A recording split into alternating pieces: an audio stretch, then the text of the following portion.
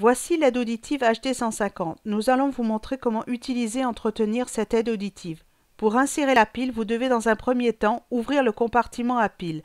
À l'aide de votre ongle ou le côté du doigt, tirez délicatement sur le cran surélevé afin d'ouvrir le compartiment à pile. Lorsque vous remplacez la pile de l'appareil, veillez à ce que l'indication du plus sur le côté de la pile soit positionnée sur le symbole plus. Il est indiqué par un petit point sur le compartiment à pile. Notez que la couleur rouge se réfère au côté droit et que le bleu se réfère au côté gauche. Une fois la pile correctement placée, vous devriez pouvoir fermer le compartiment qui est aligné avec le côté plat de l'aide auditive.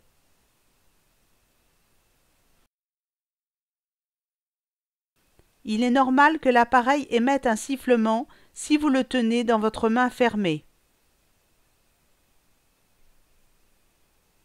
Pour éteindre l'appareil, ouvrez le compartiment à pile jusqu'à ce que les contacts internes ne touchent plus la pile. Nous conseillons de retirer complètement la pile du compartiment pendant la nuit. Le HD 150 est entièrement automatique. Il a été pré-réglé par les fabricants pour les pertes auditives de légères à modérées situées dans les hautes fréquences. Il n'y a pas de contrôle de volume supplémentaire sur ce modèle. Le HD 150 est équipé d'un filtre anti-cérumen situé sur l'extrémité de l'aide auditive. Cela aide à protéger les composants internes contre le cérumen ou la poussière. La cire d'oreille ou cérumen est l'une des causes principales du mauvais fonctionnement d'une aide auditive. Au cours de l'utilisation quotidienne, la cire d'oreille s'accumule sur la sortie sonore de l'aide auditive et bloque partiellement ou complètement le passage du son. Il est donc important de vérifier la propreté du filtre anti-cérumen avant chaque utilisation. Utilisez la petite brosse fournie avec le HD 150 pour enlever l'accumulation d'impuretés. Le filtre anti-cérumen aura besoin d'être remplacé. Nous conseillons toutes les 4 à 6 semaines, mais cela varie considérablement d'une personne à une autre. Si l'aide auditive est faible ou silencieuse, ou si le cérumen ne s'enlève pas du filtre avec la brossette, il est alors temps de remplacer le filtre anti-cérumen. Le HD 150 utilise un système de filtre anti-cérumen de type Airclear. Chaque filtre est logé sur l'extrémité d'un petit bâtonnet. L'autre extrémité est utilisée pour retirer le filtre usagé.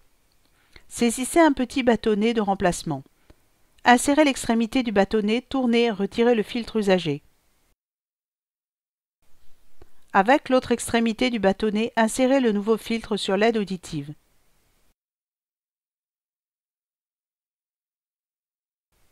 Assurez-vous que le nouveau filtre soit bien en place. Ensuite, vous pouvez jeter le petit bâtonnet usagé.